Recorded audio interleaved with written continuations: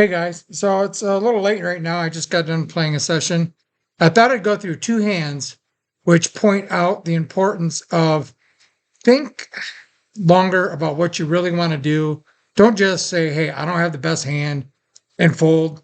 I think Mariano has really good videos along those lines where he turns hands into bluffs. He thinks longer. And these are two hands I played, which I wish I had played differently.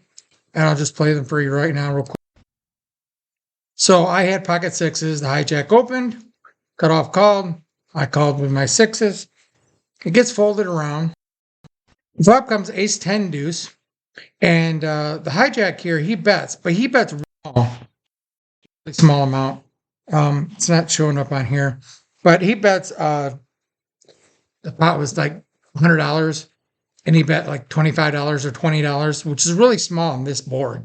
So when it comes around to me, because of the size of his bet, I just felt like he was c-betting. He wasn't very strong. So I went to 75 and he called, which kind of surprised me. I thought I could just take it down, pretty much turn my sixes into a bluff.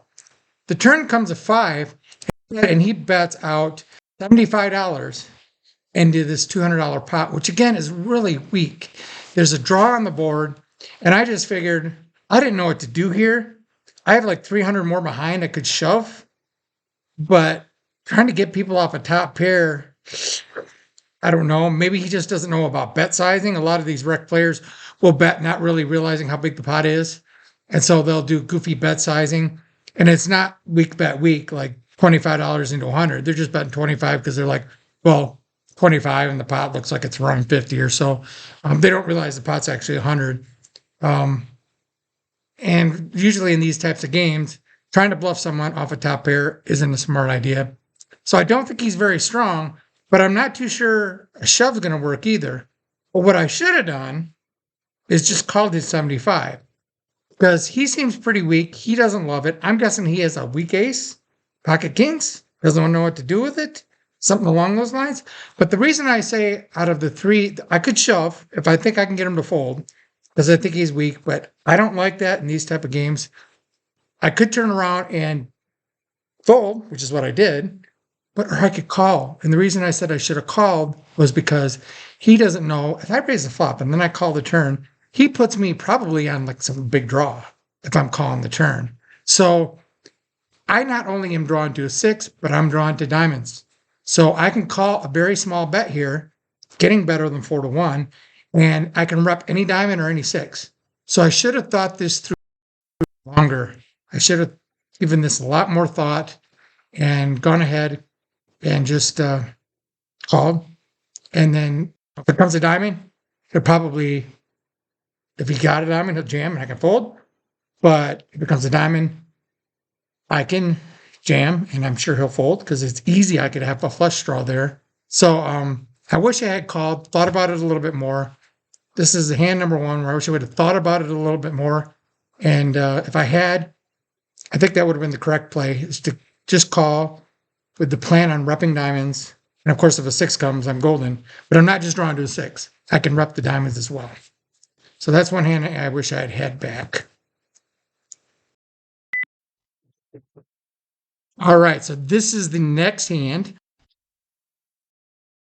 Show you what it is. Well, I guess it shows you.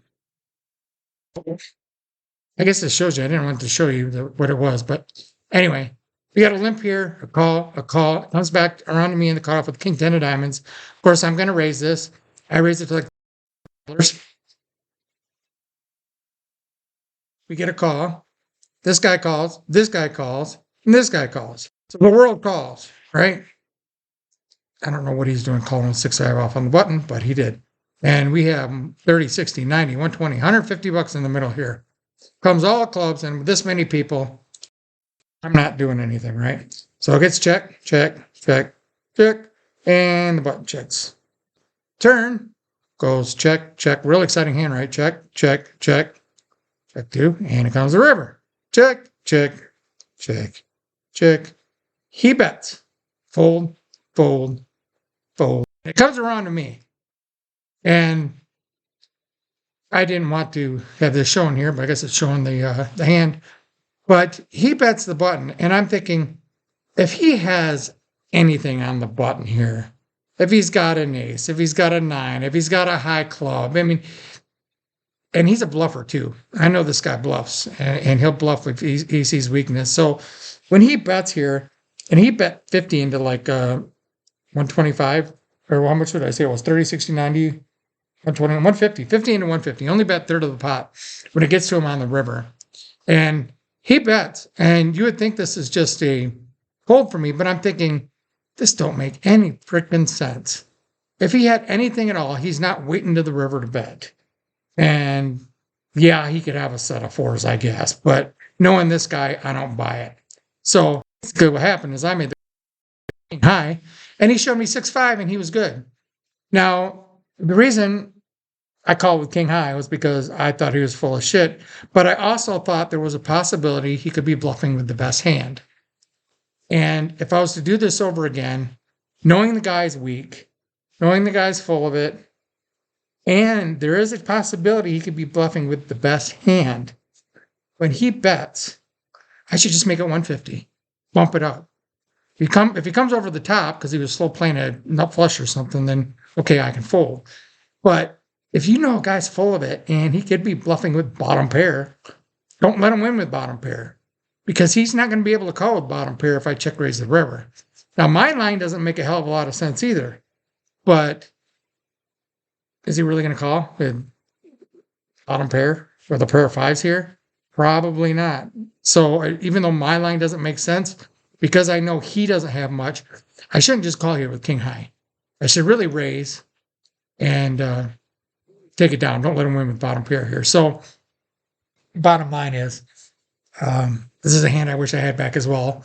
I should have thought about it more instead of just, I'm calling. I should have thought, well, I know he's weak. He doesn't have shit. Why give him the opportunity of somehow getting lucky and be bluffing with the best hand? Let's go ahead and pump it up and just take it down ourselves, because that was $200 we could have just taken down. So instead of losing $80. So that was it. That maybe not the most exciting hand in the world, but I thought I'd go through those couple of hands. But they're kind of interesting. And yeah, that's it. So stay tuned. Please subscribe. Go to pokerpro.us.com, and we'll talk to y'all later.